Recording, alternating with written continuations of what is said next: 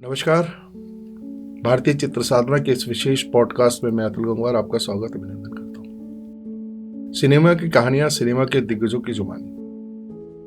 आज इस पॉडकास्ट में हमारे साथ मौजूद हैं वरिष्ठ पत्रकार, लेखक, राष्ट्रीय पुरस्कार विजेता श्री अनंत विजय जी। अनंत जी, आपका स्वागत अभिनंदन। बहुत धन्यवाद अतुल जी। और भारतीय चित्र साधना के इस पॉडकास्ट में आपने मुझे बुलाया और अवसर दिया, इसके लिए बहुत आभार और धन्यवाद। बिल्कुल अनंत जी, हम भी आपके आभारी हैं कि आपने अपने व्यस्त समय में से समय निकाला और इस पॉडकास्ट में आए आप। अनंत जी, सिनेमा को लेकर भारतीय जनमानस में जब से इसका आविष्कार हुआ है तब से लेकर पर्याप्त जिज्ञासा, उत्सुकता रही है और कहीं ना कहीं देखा जाए तो सिनेमा ने भारतीय जनमानस के जीवन को प्रभावित किया है। 1913 में राजा हरिश्चंद्र से जो सफर शुरू हुआ और आज 2025 में आप और हम बैठे चर्चा कर रहे हैं, तो अलग अलग समय पर अलग अलग तरीके से सिनेमा ने जनता को प्रभावित किया। लेकिन एक बड़ा विषय जो ध्यान में आजकल आता है वो ये आता है कि सिनेमा में जिस तरीके से कहानियों का प्रस्तुतिकरण हुआ है या जिस बात को लेकर आजकल बड़ी चर्चा और आलोचना रहती है, इतिहास का जिस तरीके से हुआ है, तो आप इस पूरे जो प्रकरण है उसको कैसे देखते हैं? 1913 में जब मूक फिल्में बननी शुरू हुई थी, उस समय किस तरीके का सिनेमा बन रहा था, फिर कुछ परिवर्तन हुआ देश की आज़ादी के समय में, और अब आज क्या स्थिति है, आप इसे कैसे देखते हैं? अतुल जी, आपने लगभग मुझे लगता है कि 112 वर्षों का प्रश्न मुझसे पूछा है कि 1913 से लेके 2025 तक के सिनेमा पर, तो मुझे लगता है थोड़ा समय देंगे आप। दादा साहब फाल्के ने जब फिल्मों का आरंभ किया राजा हरिश्चंद्र से, और जिस प्रकार से उसके बाद की फिल्मों पर अगर आप नजर डालें तो सारी कहानियां राम कथा से प्रेरित हैं। अधिकतर, चाहे लंका दहन हो, कालिया मतलब सीता हरण हो या राम राज्य हो या जितनी भी आप स्वाधीनता के पहले और जो बोलती फिल्मों जहां आरा तक, आलम आरा तक अगर आप देखें तो एक ऐसा दौर चलता है जिसमें राम कथा ही प्रमुख रहती है। ठीक है, और फिल्में खूब हिट होती हैं, चाहे वो प्रेम अदीब हो, दुर्गा खोटे हो, पृथ्वीराज कपूर हो, इन सब लोगों ने राम और सीता की भूमिका निभाई। और वो दौर भी भारत ने देखा जब टिकटों पर राम और सीता के चित्र छपा करते थे और वो बिका करते थे। वो दौर भी हमने श्री पाटनकर जी की फिल्म का देखा, जब उन्होंने बनाया तो दक्षिण भारत में बोरियों में भर भर के पैसे वो बैलगाड़ी पर लाद के ले जाने का उल्लेख भी हमारे फिल्म इतिहास की पुस्तकों में मिलता है। फिर क्या हुआ कि बोलती फिल्मों का दौर आया। उसके बाद भी अभी इस वर्ष जो इफ़ी हुआ था, पिछले वर्ष, उसमें आप थे, उसमें एक फिल्म कालिया मर्दन दिखाई गई जो मूक फिल्म थी, और हमारे जैसे लोग जिन्होंने बोलती फिल्मों के दौर में सिनेमा को देखा, समझा, उसके व्याकरण को समझा, अतुल जी, उनके लिए वो अनुभव बहुत महत्वपूर्ण था कि नीचे साज बज रहे थे और वो पूरा जीवंत कर दिया गया। मूक फिल्म चल रही थी, नीचे साजिंदे बजा रहे थे, उसी में डायलॉग बोले जा रहे थे, मतलब अद्भुत था वो अनुभव मेरे लिए। 50 मिनट की वो फिल्म थी। तो श्री कृष्ण, श्री राम और जो हमारी पौराणिक कथाएं थी वही हमारे फिल्मों का आधार बनती थी, कोई भी किसी भी भाषा में। अच्छा, अब हम थोड़ा लीप लेते हैं, हम थोड़ा आगे आते हैं, सचिन भौमिक साहब पर आते हैं। ये किस्सा मैं बहुत बार सुनाता हूँ जी। सचिन भौमिक साहब बहुत बड़े राइटर थे और राज कपूर साहब बहुत बड़े निर्देशक और अभिनेता थे। श्री 420, बरसात, जागते रहो, ये सब फिल्में उनकी हिट हो चुकी थी। और इधर सचिन भौमिक साहब की भी एक के बाद एक लिखी हुई फिल्में हिट हो रही थी। तो सचिन भौमिक साहब को ये लगा कि वो एक बार राज कपूर से मिलते हैं और उनको अपनी कहानी सुनाते हैं।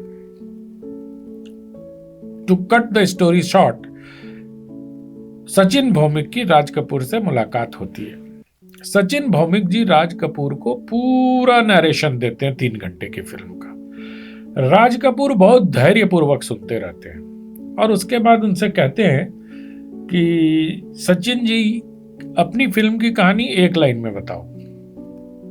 अब आप कल्पना करिए कि किसी ने 3 घंटे में स्क्रिप्ट सुनाई और उसको सामने निर्देशक कह रहा है अपनी कहानी 1 लाइन में सुनाओ। आप तो बॉलीवुड से जुड़े हैं, बहुत सुंदर फिल्में भी बनाते हैं आप, अभिनेता भी हैं आप, तो आपको तो ये पता है ना कि डायरेक्टर जब 1 लाइन में कह देता है तो कैसी सिचुएशन हो जाती है। तो उस सिचुएशन, अच्छा वो कॉल शीट का जमाना था नहीं, जो अभी आप लोग कॉल शीट पे काम करते हो कि 10-5 पे ये, 10-6 पे ये, 10।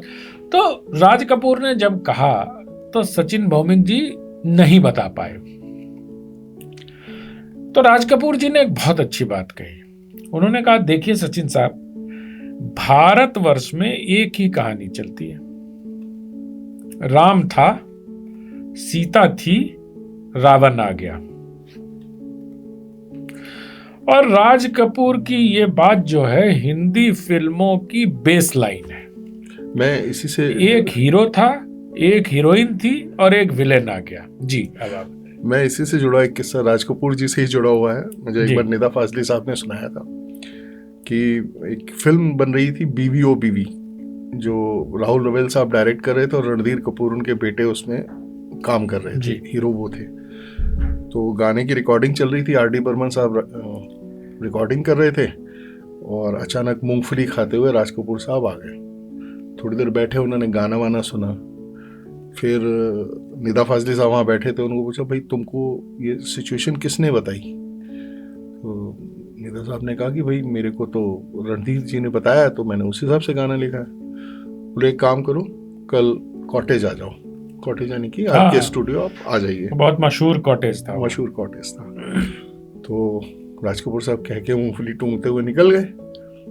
आर.डी. ने कहा, बेटा गाने की तो म्यूजिक बन गई है और अगर ये गाना तू चाहता है रिकॉर्ड हो तो भाई इसी मीटर में लिखना है और कैसे लिखना है वो तू जाने, नहीं तो ये गाना बर्बाद हो गया और मैं बर्बाद हो गया। निदा साहब अगले दिन पहुंचे तो राज कपूर साहब ने कहा बैठो। तो उन्होंने कहा सर बताइए। बोले देखो, दुनिया में एक लड़का है, एक लड़की है, दोनों मिलते हैं और प्यार हो जाता है। अब तुम लिखो। इतनी सिचुएशन। तो खैर निदा साहब ने गाना लिखा, सदियों से दुनिया में यही तो किस्सा है, एक ही तो लड़की है, एक ही तो लड़का है, दोनों मिल गए, प्यार हो गया। और वो आर.डी. के उस पर आ गया, म्यूजिक पर भी, मीटर में भी सेट हो गया, तो गाना रिकॉर्ड हो गया। वो आपकी कहानी से मुझे इसलिए याद आया कि मैंने कहा राज कपूर साहब कितने प्रिस्क्राइब थे अपने विषय को लेकर। अगर गानों की सिचुएशन भी बताते थे तो 1 लाइन में बता देते थे ये चाहिए, तभी तो जीनियस थे वो। अच्छा एक चीज नहीं, मैं थोड़ा और अभी इसमें जोड़ूंगा। जी। जो राज कपूर जी कहते हैं अतुल जी, इसको थोड़ा दर्शकों को फूड फॉर थॉट देते हैं हम लोग, जो आपके दर्शक। जी।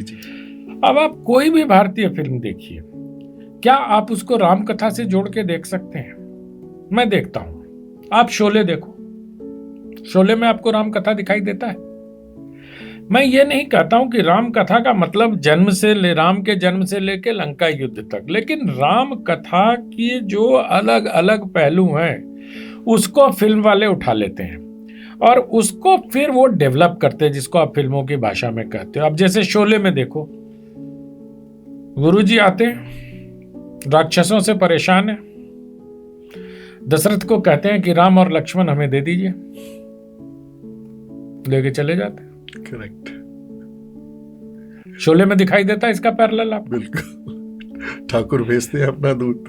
तो आप ऐसे कोई भी फिल्म आप नाम ले लो, जैसे वो एक फिल्म थी ना शाहरुख खान और अमिताभ बच्चन की, बड़ी फेमस हुई थी, करण जौहर और ऋतिक भी था उसमें। जी। अरे कभी खुशी कभी गम, उसमें आपको राम कथा दिखाई देती है।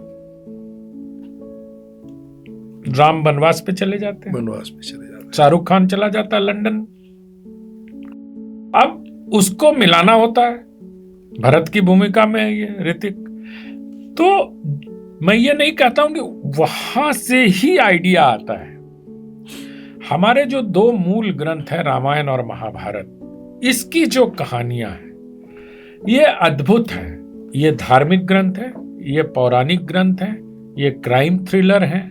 अब आप बताइए, इससे बड़ा थ्रिलर कोई हो सकता है कि रात को किसी के राज्याभिषेक की तैयारी हो रही है और सुबह वो वनवास के लिए प्रस्थान कर रहे होते हैं।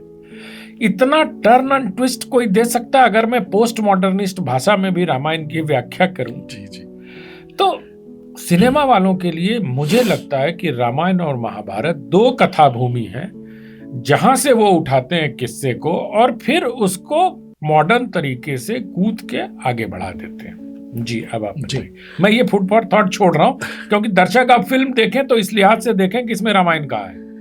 हाँ, ये एक जैसा कि आपने बताया कि जैसे जब मूक फिल्मों से हम सवाक फिल्मों तक पहुंचे और कहानियां, और मुझे ध्यान है कि जब फिल्मों को आवाज भी मिली तो शुरुआती दौर की अधिकांश फिल्में वो थी जो रामकथा महाभारत पर आधारित थी और वो मूक फिल्में बन चुकी थी, उनको ही बनाया गया, आवाज देकर बनाया गया। जैसे गंगा अवतरण थी दादा साहेब फाल्के की, उन्होंने अपनी मूक फिल्म को ही ट्रांसलेट किया था।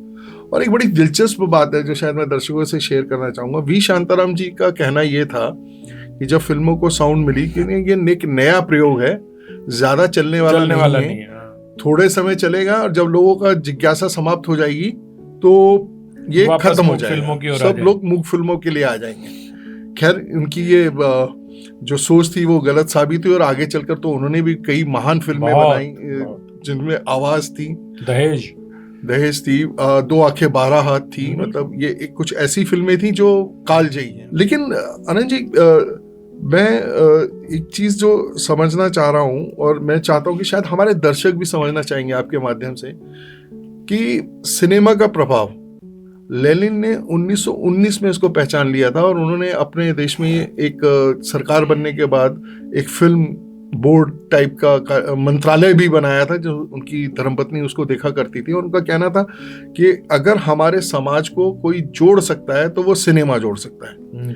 लेकिन उसी दौर में गांधी जी हमारे देश में थे और गांधी जी का कहना था कि सिनेमा एक ऐसी विधा है जो युवकों को पथभ्रष्ट करेगी, उनको भटकाव की ओर लेकर जाएगी।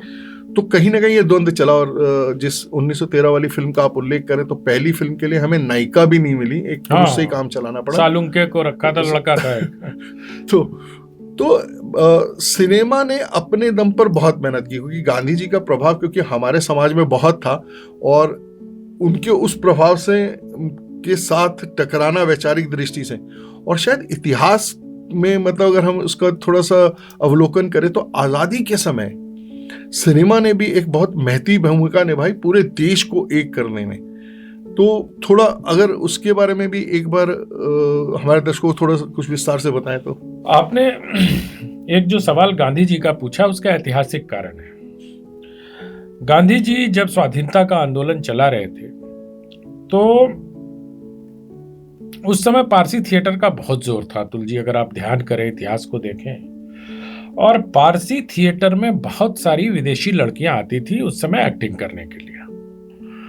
और उस समय के समाज को याद करिए, 30, 35, 40 के समाज को, उस समय उन लड़कियों का कम कपड़ों में प्रदर्शन करना, उस इलाके के जो लड़के होते थे वो दीवाने हो जाते थे उनके। और गांधी जी ने ये महसूस किया कि उनके प्रभाव में बहुत सारे लड़के अपना कामकाज घर बार छोड़ के जहां जहां वो नाटक जाते हैं उस दीवानगी में वो उसके पीछे पीछे चले जाते हैं। ये अकारण नहीं था कि गांधी ने फिल्मों से उनका मोह भंग हुआ और ख्वाजा अहमद अब्बास से लेके बहुत सारे लोगों ने उनको बहुत अनुरोध किया। हालांकि सरदार पटेल ने बाद में फिल्म वालों की बड़ी मदद की। गांधी जी फिल्मों में कभी रुकावट नहीं बने, उन्होंने अपनी उपेक्षा भाव से फिल्म को प्रभावित किया। और ये शोध का विषय है कि क्या इसी कारण से फिल्म ने गांधी जी की उपेक्षा कर दी। हिंदी फिल्मों में गांधी पर कहां बनी फिल्में?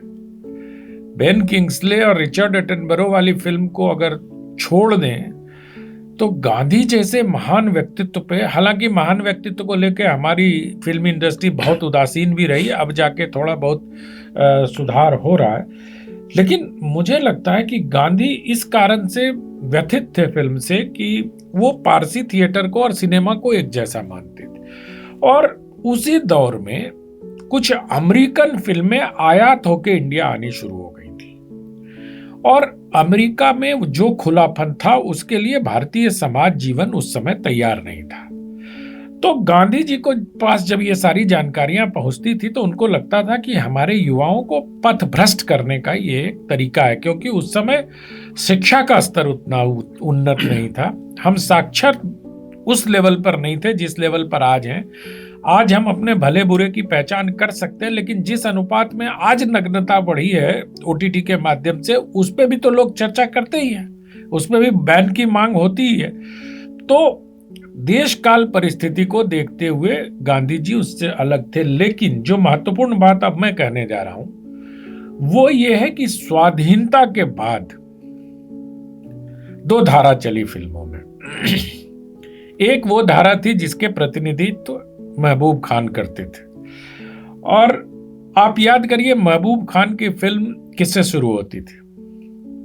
महबूब खान की फिल्म शुरू होती थी हसिया और हथौड़ा के चिन्ह से। और हसिया और हथौड़ा जो था वो एक पार्टी विशेष का चुनाव चिन्ह होता था या विचारधारा विशेष को प्रतिबिंबित करता था। तो महबूब खान स्पष्ट रूप से बता देते थे कि वो किस विचारधारा के लिए फिल्म बना रहे हैं।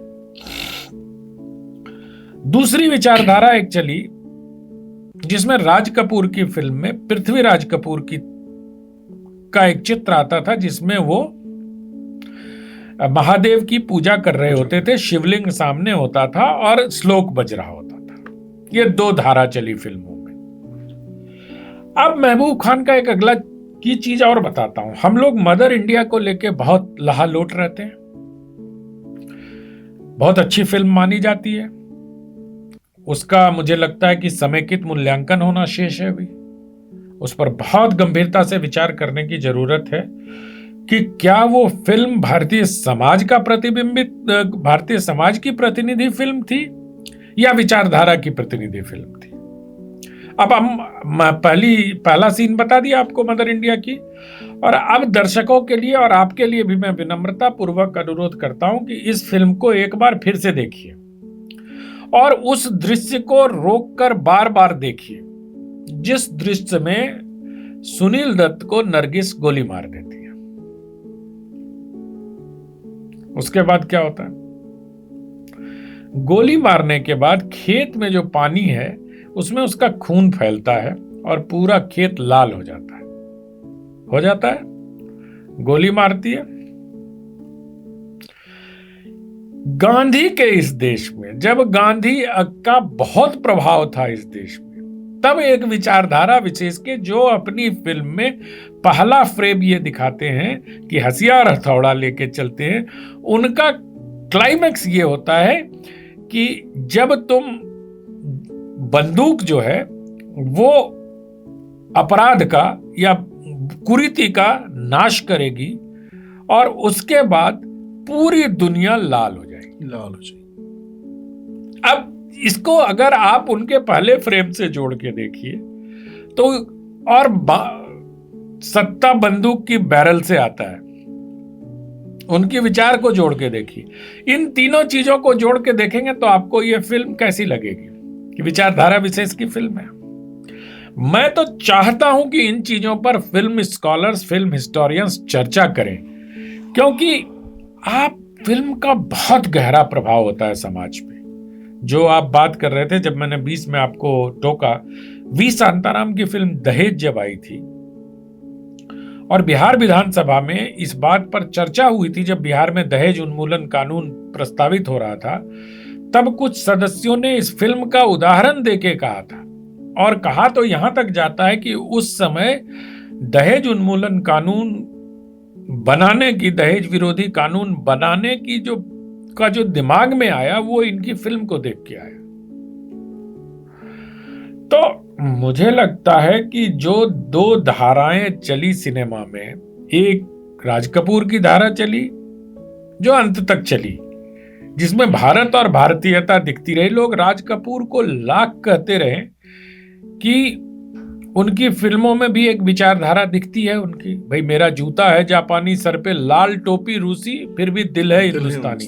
तो विश्व युद्ध से अगर जोड़ के आप देखते हैं तो शैलेंद्र हैं ये शायद, तो टोपी लाल करते हैं क्योंकि रूस है, और जापान चूंकि हार रहा है इसलिए जूता करते हैं जापानी। तो ये आपको लग रहा होगा कि मैं दूर की कौड़ियां लेके आ रहा हूं, लेकिन इन बिंदुओं पर मैं सिर्फ ये कहता हूं कि स्कॉलर्स को विचार करना चाहिए, जनता को देखना चाहिए। और वो जो जुबली सीरीज है, जुबली सीरीज ने तो पूरा खोल के ही रख दिया। या आप अगर देवानंद की आत्मकथा पढ़ें, रोमांसिंग विथ लाइफ, तो देवानंद जी ने भी अपनी आत्मकथा में बताया है कि किस प्रकार से भारत सरकार रूस के कहने पर कलाकारों का एक दल लेकर, जिसका नेतृत्व ख्वाजा अहमद अब्बास कर रहे थे, उनको लेकर रूस गई थी और तमाम कम्युनिस्ट देशों में उनको घुमाया गया था। और मतलब उन्होंने तो हंसी मजाक में एक जगह यह भी कहा है कि जब मैं किसी भी लड़की के क्लोज होने की कोशिश करता था तो केजीबी का एक जासूस मुस्तंडा खड़ा हो जाता था हमारे। खैर, देवानंद तो देवानंद थे, है ना। तो उसी प्रसंग में उन्होंने ये भी बताया कि उनको एक लड़की से प्यार हो गया, वो लड़की को लेना मतलब लड़की को लेकर कहीं जाना चाह रहे थे, तो फिर केजीबी के लोग आ गए। तो ये सारी चीजें बहुत, तो लेकिन मैं इन चीजों पे नहीं जाता हूं, क्योंकि ये फ्रिवलस चीजों से गंभीर चीजों को ढकने का प्रयास किया गया आजादी के बाद। तो मुझे लगता है कि अगर आप देखेंगे तो आजादी के बाद भारतीय फिल्मों में वो जो दौर था 20-25 सालों का, जिसने अब ये अकारण है। अब आप बताओ, हिमांशु रॉय और देविका रानी के बॉम्बे टॉकीज को जब आजादी के पहले आप अछूत कन्या बना रहे थे, उसमें अशोक कुमार और देविका रानी दोनों थी। हिमांशु राय जैसा आदमी जो अपनी पत्नी के सामने अशोक कुमार जैसे नोवाइस एक्टर को खड़ा करके और अछूत कन्या जैसी फिल्म बना देता है, उसको क्यों बर्बाद किया गया? क्या वो साजिशन बर्बाद किया गया उनको? और जो फिल्म, जो सीरीज जुबली थोड़ा संकेत भी करती है, उस वक्त का इतिहास नहीं लिखा गया। दिक्कत हमारे साथ ये हुई कि फिल्मोग्राफी तो हमारे पास उपलब्ध है, लेकिन फिल्म हिस्ट्री उपलब्ध नहीं। ये इसमें अनंत जी क्या एक वजह हो सकती है? मैं एक बार एक फिल्म के लिए रिसर्च कर रहा था, तो इंटरनेट पे मुझे एक डॉक्यूमेंट है, मित्रोकिन डॉक्यूमेंट है, जो काफी चर्चित रहा, और उसमें इस बात का बड़ा उल्लेख किया गया, भारत के संदर्भ में तो था ही, वो विश्व के संदर्भ में था, कि केजीबी किसी भी देश में जो ऑपरेशंस करती है, अपना चलाती है, तो वो उन लोगों को अपने साथ जोड़ती है जो सोसाइटी में मैटर करते हैं। अब सोसाइटी में मैटर कौन करता है? प्रोफेसर्स करते हैं, लेक्चरर्स करते हैं, टीचर्स करते हैं, शायर करते हैं, कवि करते हैं, फिल्मकार करते हैं, रंगमंच वाले करते हैं। वो जो बीच में आपने उल्लेख किया कि ख्वाजा अहमद अब्बास रशिया लेकर गए, तो उन्होंने बड़ा अच्छे से उल्लेख किया था कि हम लोग इन लोगों को कैप्चर करते थे, उनके लिए ड्रामा स्टेज करते थे। मतलब फॉर दैट मैटर, अगर हम बात करें कि राज कपूर अपनी पूरी टीम, नरगिस और निरूपा राय के साथ अगर कर रहे हैं, मैंने कुछ वीडियोस देखे तो उसमें बड़ा दिलचस्प है कि लोग राजू राजू राजू कर रहे हैं। तो मुझे लगता है कि अगर कोई देश किसी एजेंडे के साथ काम कर रहा हो, तो उसके लिए 1000, 2000, 5000 लोगों को जोड़ना इस प्रशंसा में कोई शायद बड़ी बात नहीं होगी। और वो उसमें उन्होंने ये भी उल्लेख किया कि हम कहते थे आइए चलिए आपको आज एक रशियन मैरिज हो रही है, उसमें ले चलते। वो टोटली स्टेज होता था, टोटली फिक्शन होता था। इसलिए जब आपने देवानंद साहब का जिक्र किया रोमांसिंग विद लाइफ में, वो कह रहे थे कि केजीबी वाला आगे खड़ा हो जाता था, तो कहीं ना कहीं शायद उनको भी डर था कि इन लोगों को असलियत ना पता चल जाए कि ये स्टेज्ड है चीजें, ये प्लांटेड लोग हैं, क्योंकि फर्क पड़ता है। तो जो आप जिक्र कर रहे हैं कि बॉम्बे टॉकीज को जिस तरीके से बर्बाद किया गया, और जाहिर है कि एक समय में बहुत बड़ी संस्था थी, और किस्मत जैसी फिल्म तक उन्होंने अपना एक नाम कमाया। और जिस आज़ादी के आंदोलन की मैं बात कर रहा था, दूर हटो है दुनिया वालों, हिंदुस्तान एक के बाद एक 15 हिट फिल्में दी थी बॉम्बे टॉकीज। तो ये आपकी जो एक आपने जो थॉट दिया है, तो मुझे लगता है कि कुछ लोगों को इस पर चिंतन मनन करना चाहिए और देखना चाहिए कि किस तरीके से भारतीय सिनेमा को बर्बाद किया गया और हंसिया हथौड़ा के जाल में उसको फंसाए। क्योंकि किस्मत पहली फिल्म थी जिसमें एंटी हीरो, मतलब एंटी हीरो यानी कि अशोक कुमार सिगरेट पीते दिखाए गए थे और चोर भी बने थे, दोहरी भूमिका उनकी थी। और इस बात को लेकर बड़ी आलोचना हुई थी कि एक हीरो ये काम कैसे कर सकता है। और उसके बाद धीरे धीरे देखा कि कहीं समाज में जो ऊंच नीच है उसको लेकर, या जैसे चेतनानंद की शुरू की फिल्में रही, नीचा नगर, या फिर बाहरों के सपने जैसी, मतलब नासिर हुसैन जैसी फिल्में भी जो एंटरटेनमेंट बनाते, तो उन्हें बाहरों के सपने जैसी फिल्म बना दी, मिल मालिक मजदूरों और इन सब के। तो सोसाइटी में जो अनरेस्टनेस जो आई, क्या आप इस बात को कहना चाहेंगे कि ये जो जिस खास तरीके का कंटेंट डेवलप किया जा रहा था आइडियोलॉजिकल, उसके चलते समाज में ये सब चीजें खड़ी हुई? मुझे लगता है अतुल जी कि अपनी आइडियोलॉजी को बढ़ाने के लिए वो सपोर्टेड बाय फिल्म था वो। क्यों? क्योंकि जितनी फिल्मों का आपने नाम लिया, नीचा नगर से लेके किस्मत से लेके, इन सब फिल्मों को अगर फिल्मों के लिहाज से आप कसौटी पे कसेंगे तो आपको बहुत सारी विचार और विचारधाराएं इनमें दिखाई देंगी। और ये अनायास था क्या कि ख्वाजा अहमद अब्बास साहब बहुत बड़े राइटर हो गए। प्रतिभा होगी उनमें, मैं इस पर प्रश्न चिन्ह नहीं लगा रहा हूं, लेकिन उनकी जो लिखी हुई कहानियां थी, क्या भारतीय समाज में, भारतीय समाज तो देखो रिफॉर्म विद इन सोसाइटी करते हैं वो, उसके लिए भारत में किसी क्रांति की आवश्यकता नहीं होती है कि खूनी क्रांति हो गई या कुछ हो गया। हमारे समाज में अगर अस्पृश्यता थी तो हमारे समाज की अस्पृश्यता को समाज के अंदर से ही लोगों ने आवाज उठाई और उसको समाप्त किया। हमारे समाज में अगर जाति पाति अभी है तो समाज के अंदर से ही हो रही है बात कि इसको समाप्त किया जाना चाहिए। उसी प्रकार से जितनी भी कुरीतियां हमारे समाज में थी उसको दूर करने के लिए, लेकिन भारतीय सिनेमा इसको नहीं दिखाता। भारतीय सिनेमा हमेशा क्रांति की बात करता है। जो एंग्री यंग मैन की छवि गढ़ी गई, या उसके पहले जिस प्रकार से ठाकुरों को बुरा और दलितों को ये दिखाते हुए, पीड़ित दिखाते हुए फिल्में बनाई गई कि मतलब ठाकुर है तो वो बुरा ही होगा, ऊंची जाति का है तो वो, तथा कथित ऊंची जाति, मैं तो कहता हूं उसको, ऊंची जाति का है तो वो अत्याचार ही करेगा। ऐसा नहीं था हमारे समाज में। हमारे समाज में सब लोग मिलजुल, मैं तो अभी बताता हूं, मैं ज्यादा 30 साल पहले की बात बताता हूं, 35 साल पहले जब हम गांव में रहते थे तो हम तो सब लोग एक साथ पंगत में बैठ के खाना खाते थे। तब तो हमें कहीं कुछ नहीं होता था। और हमारे यहाँ पर जब भोज होता था तो मैं जिस गांव में रहता था वहां मुसलमानों की अच्छी आबादी है, मुसलमानों के लिए अलग खाना बनता था, हिंदुओं के लिए अलग खाना बनता था, और कभी इसका कोई मतलब मुद्दा नहीं बना। वो आते थे, अपना खाते थे, चले जाते थे, चाहे वो शादी ब्याह हो, चाहे मरनी वरनी हो, किसी चीज में। अब ये प्रवृत्ति क्यों बढ़ गई? ये क्योंकि भारतीय सिनेमा ने निरंतर निरंतर निरंतर हमारे दिमाग में ये भरा कि तुम ऊंची जाति हो, तुम नीची जाति हो, ऊंची जाति वाले अत्याचार करते, नीची जाति वाले अत्याचार सहते। होगी, मैं कहता हूं कि 100 करोड़ का देश था उस समय, 50 करोड़ का देश रहा होगा।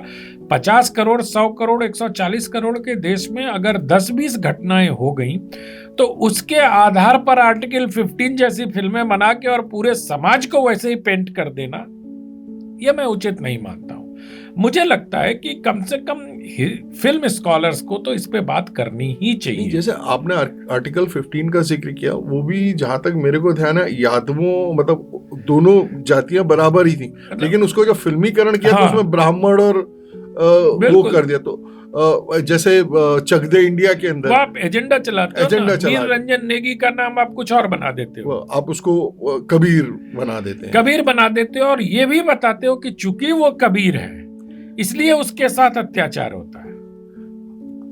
ये खतरनाक है, ये खतरनाक। आप कबीर बना दो, उसमें कोई आपत्ति नहीं है। आप उसको सलाउद्दीन बना दो, उसमें मुझे कोई आपत्ति नहीं है। लेकिन ये तो मत कहो कि चूंकि सलाउद्दीन है इसलिए भारत में उसे उपेक्षा भाव दिया जाता है। और कहीं ना कहीं ये लगता है कि समाज को भी इस बात का एहसास, तो मुझे लग रहा है कि एक और समाज ने, सिनेमा ने ये सब तो किया, लेकिन जिसने लगातार किया और जो वास्तविकता है, क्योंकि ऐसा नहीं कि यहाँ नायक नहीं माने गए मुसलमान, क्यों नहीं माने गए? हमारे नायक, इतने सारे नायक हैं, मतलब वीर अब्दुल हमीद से लेकर और आप फिर अब्दुल हमीद से एपीजे अब्दुल कलाम तक आप यहाँ पर आ जाएं। तो सिनेमा ने खैर जिस तरीके से अपना रोल इसमें, सिनेमा से ज्यादा हिस्टोरियंस ने डिस्टॉर्ट किया। सिनेमा वाले तो क्या करते हैं, ऐसे हिस्टोरियन की किताबें उठा लेते हैं या फैक्ट उठा लेते हैं। मैं अभी जब औरंगजेब का ये विवाद चल रहा है, औरंगजेब का और राणा सांगा का और बाबर का विवाद चल रहा है अतुल जी, तो आप अगर इतिहास की किताब देखें तो भारत की इतिहास 3 खंभों पे टिका हुआ है। खासतौर पर मेडिएवल इंडिया का जो हिस्ट्री है वो 3 खंभों पे टिका हुआ है। खंभे कौन कौन से? Possibly, probably and it appears to be. अब इतिहास में कैसे लिख सकते हैं आप कि possibly Rana Sanga sent an invitation. It appears that Rana Sanga sent his embassy to Babur. Probably at that time, मतलब 4-5 किताबों में मैंने देखा, कोई पॉसिबली कह रहे हैं, कोई प्रोबेबली कह रहे हैं, और कोई कोट नहीं कर रहा कि हम किस सोर्स से कह रहे हैं. लोग बाबरनामा देखे भी नहीं होंगे, बाबरनामा की शक्ल भी नहीं देखी होगी कुछ लोगों ने, और वो बाबरनामा पे ज्ञान दे रहे हैं. राणा सांगा के लिए अभद्र शब्दों का उपयोग कर रहे हैं. कल को अगर इसी पे कोई फिल्म बनाता है और तो 100 साल बाद तो हम उसको सत्य मान लेंगे जी. मुक्काबाज फिल्म में अतुल जी, मैं इस डायलॉग को भी बार बार कोट करता हूं, जब मुक्केबाजी की राजनीति की बात हो रही है, अचानक से एक संवाद आता है और वो कहता है कि वो आएंगे और तेरी हत्या कर देंगे और भारत माता की जय के नारे लगाते हुए चले जाएंगे. इंसिनुएशन क्या है? आप किस पर सवाल खड़े कर रहे हो? जो भारत माता की जय के नारे लगाते हैं. जाहिर सी बात है, कम्युनिस्ट वाले तो भारत माता की जय के नारे लगाते नहीं है. कांग्रेसी भी बहुत कोशिश करने पर लगाते हैं. स्वेच्छा से और नेचुरली ये नारे भारतीय जनता पार्टी और उनके विचारधारा से जुड़े हुए लोग लगाते हैं. तो फिल्मों में ये इंसिनुएशन क्यों? सवाल ये है. तो जो स्वाधीनता के बाद महबूब खान साहब ने प्रवृत्ति शुरू की, आज वो बहुत विकराल रूप में भारतीय हिंदी सिनेमा में खास तौर पे मौजूद है.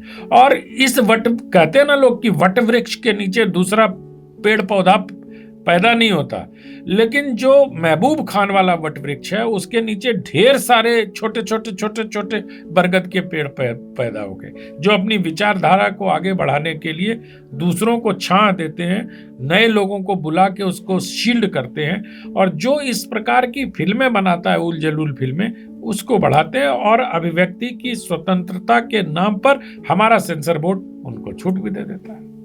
और अगर सेंसर बोर्ड रोकता भी है, खुदा न खास्ते जैसे संतोष फिल्म को भी रोका, तो मुझे लगता है कि थोड़े दिनों में अदालतें उसको जारी कर देंगी. ये भी बड़ा अच्छा शब्द का इस्तेमाल किया आपने, अभिव्यक्ति की स्वतंत्रता. और ये मेरे ख्याल से अभिव्यक्ति की जो स्वतंत्रता है, इसकी आड़ में जितनी स्वतंत्रता यहाँ पे ली गई है, शायद किसी और देश में संभव ही नहीं है कि आप इस देश में प्रधानमंत्री को गाली दे सकते हैं, इस देश को गाली दे सकते हैं, इस देश के सिस्टम को गाली दे सकते हैं, मजाक उड़ा सकते हैं, और उसके बाद भी आपकी रक्षा करने के लिए कोई ना कोई है. या तो कोई राजनीतिक दल आपके सपोर्ट में खड़ा हो जाएगा, या फिर कोई अदालत भी आपके पक्ष में खड़ी हो सकती है. तो ये एक बड़ी जिसे कहते हैं कि विडंबना है अभिव्यक्ति की स्वतंत्रता. लेकिन मुझे लगता है कि आपको अभिव्यक्ति की स्वतंत्रता अगर संविधान देता है तो मुझे भी देता है ना. वही संविधान कहता है कि आपकी अभिव्यक्ति की स्वतंत्रता यहां तक है, क्योंकि यहां के बाद अनंत विजय की अभिव्यक्ति की स्वतंत्रता है. और अब अपने अभिव्यक्ति को अगर इस इलाके में लाओगे तो आप मेरे अभिव्यक्ति का तो हनन करोगे ना. तो उस पर तो विचार होना चाहिए.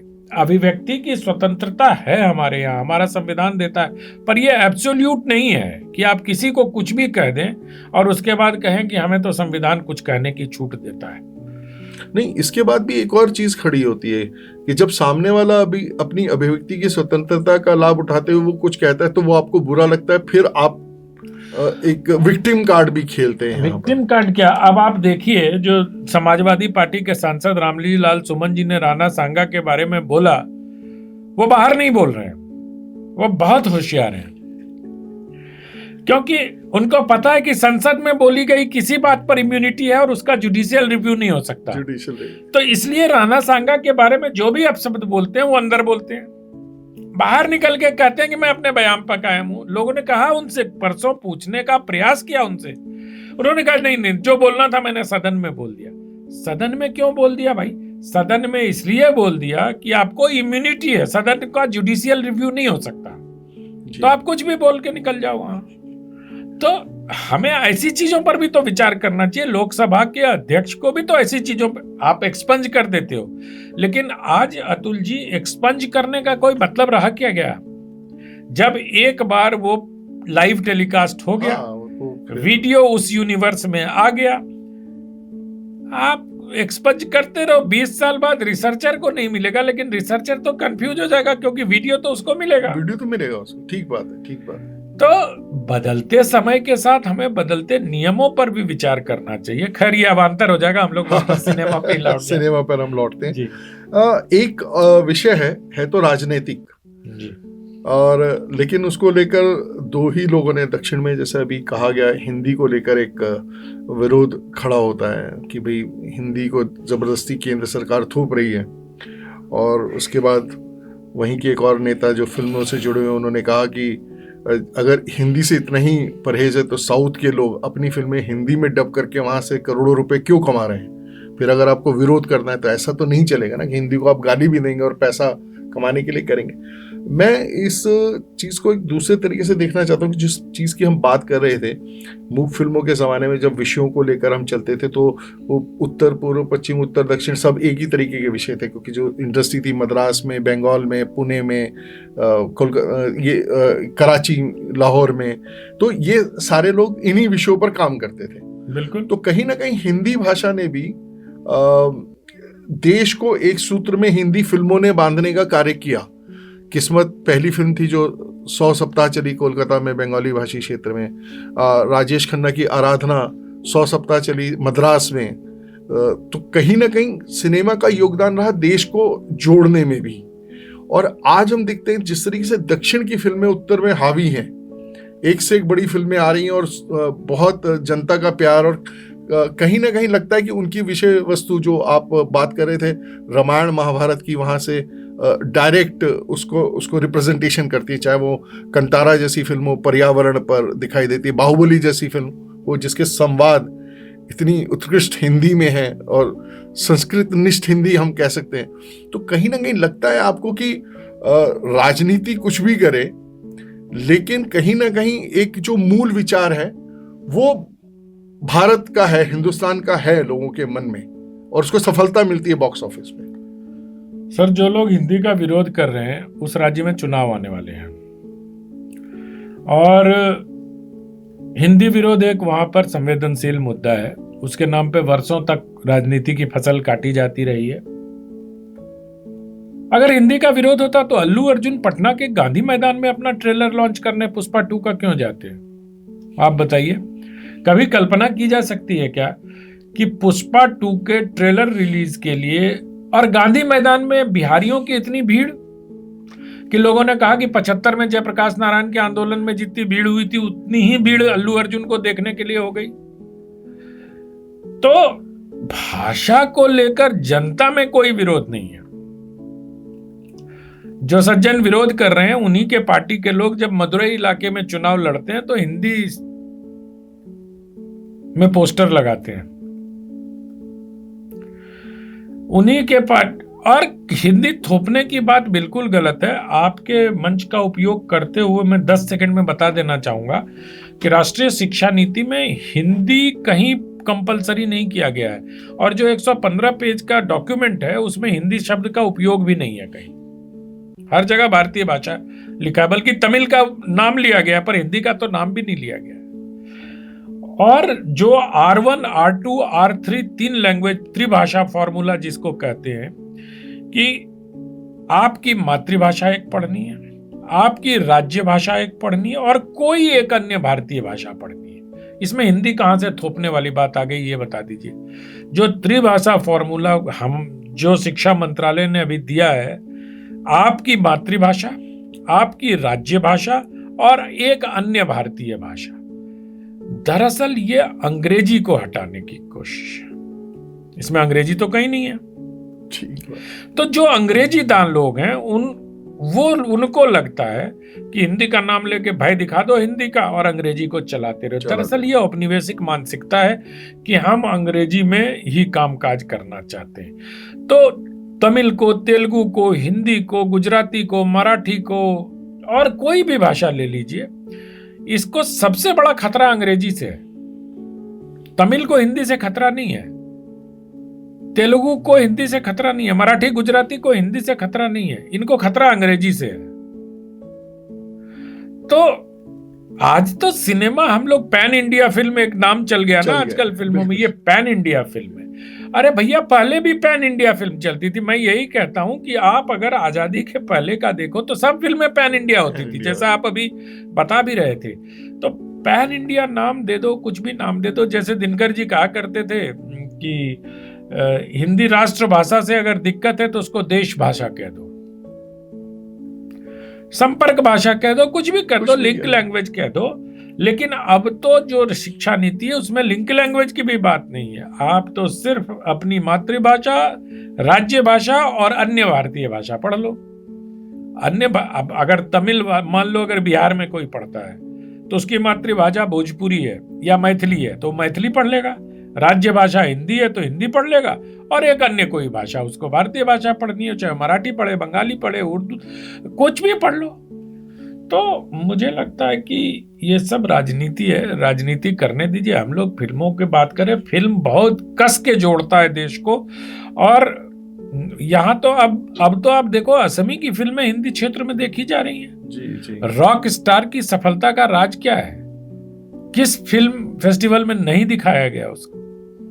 तो मुझे लगता है कंटेंट दमदार होना चाहिए, भाषा बहुत मायने अब रखती नहीं है।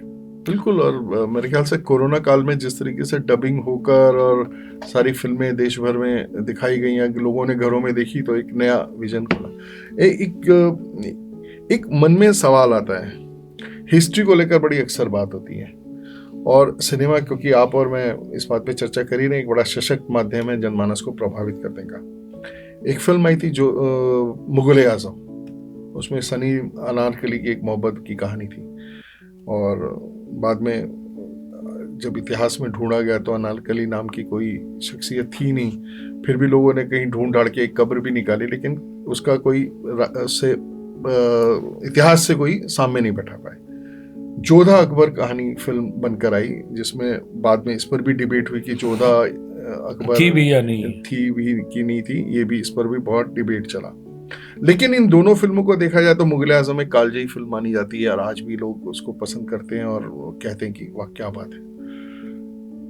भारतीय फिल्मों में अभी एक फिल्म रिलीज हुई, छावा, जिसमें औरंगजेब और शिवाजी के पुत्र के कहानी है, और इसको लेके काफ़ी विरोध, और मेरे ख्याल से अभी कहा जाए तो एक काफ़ी विवाद इस चीज़ को लेकर खड़ा हुआ, और कम से कम महाराष्ट्र में तो इसको लेकर बहुत, और औरंगजेब की कब्र हटाएं, इस तरीके की बातें तक चली।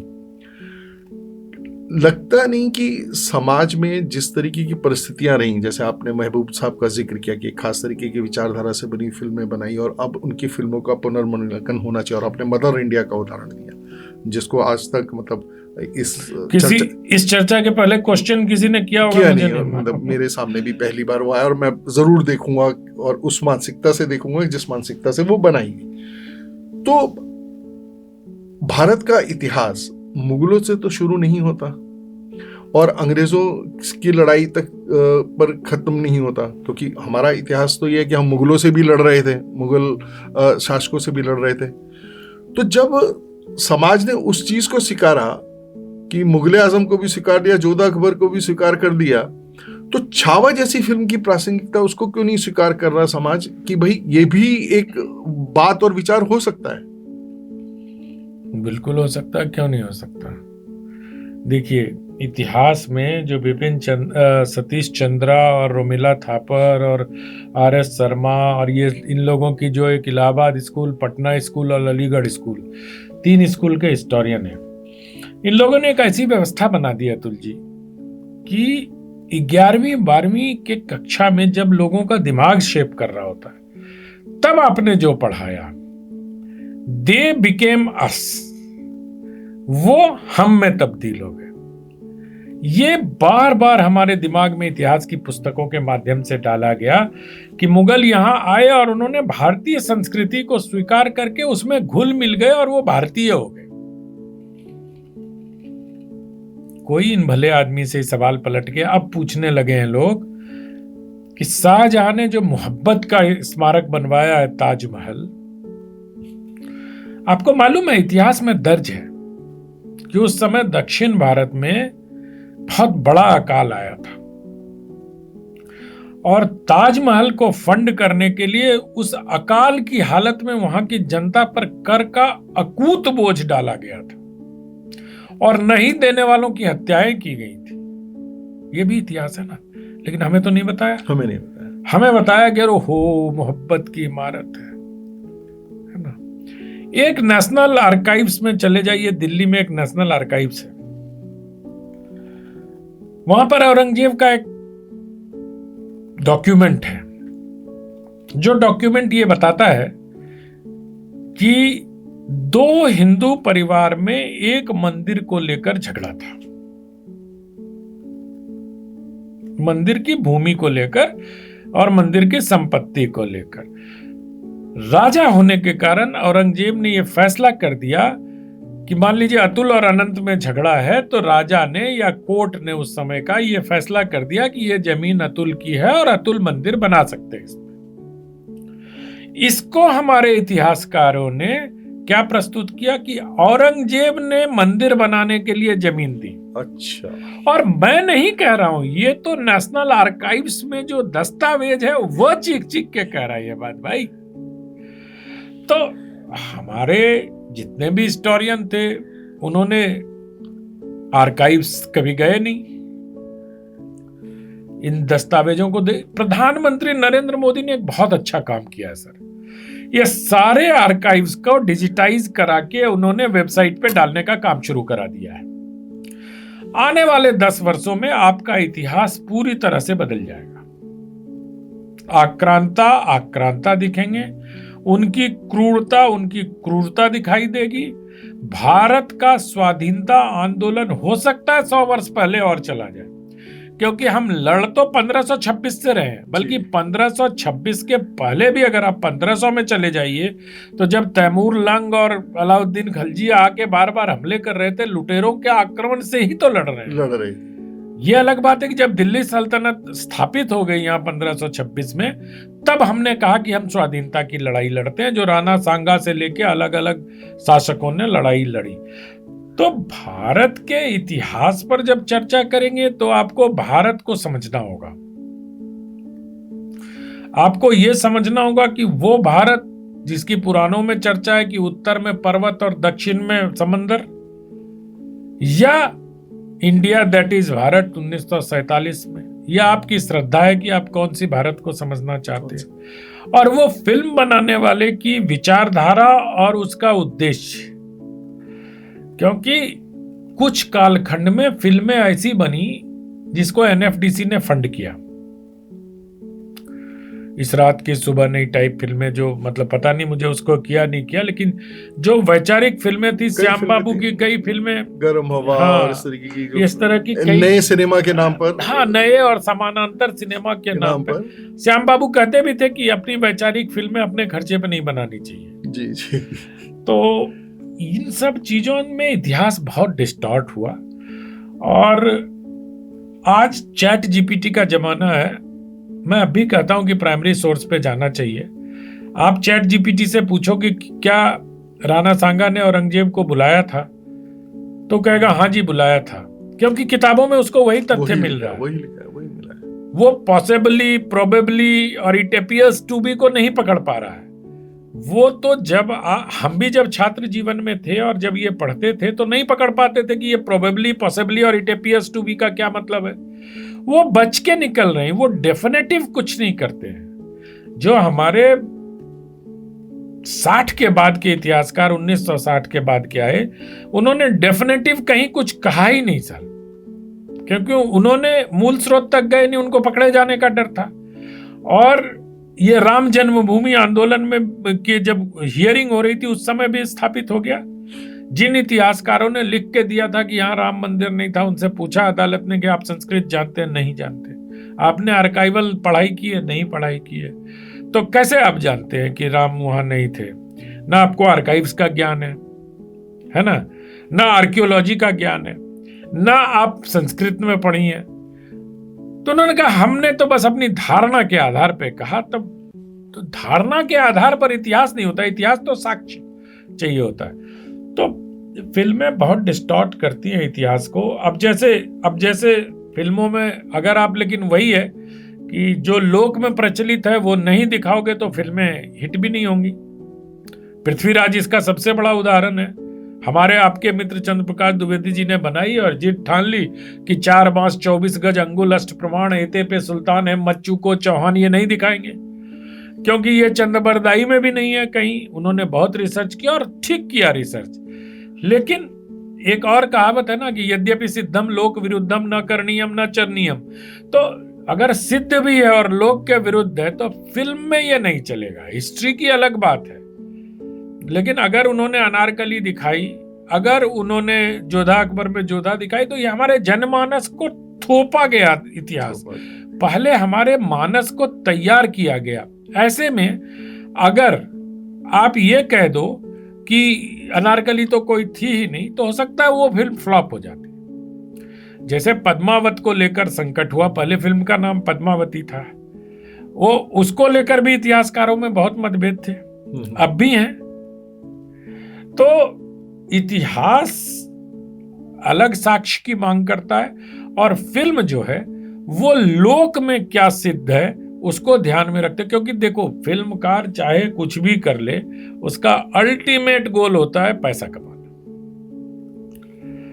पैसा कमाने के साथ साथ अगर विचारधारा हो जाए या विचारधारा वाले फिल्म बनाने के लिए पैसा दे दें, तो फंड कर दें, तो हम उस तरह की फिल्म बना दें। ये दोनों चीज बहुत प्रेवलेंट और बहुत सारे, आप तो मुंबई से बहुत जुड़े हुए हैं गहरे, आपको पता होगा कि बहुत सारी ऐसी फिल्में बनाई गई, चाहे वो भारतीय कहानियों को लेकर, राम कथा को लेकर, जिसकी फंडिंग ही इस प्रकार से हुई कि हमारे पास कोई प्रमाण नहीं है, नहीं तो मैं नाम ले लेता उन फिल्मों के। लेकिन जो मुंबई में फिजा में कहानियां घूमती हैं और बहुत सारा ऐसा लगता भी है कि ये व्यक्ति ऐसा कैसे कर सकता है, उन लोगों ने भी राम कथा को लेकर थोड़ा छल किया, थोड़े अलग तरीके से दिखाने का प्रयास किया।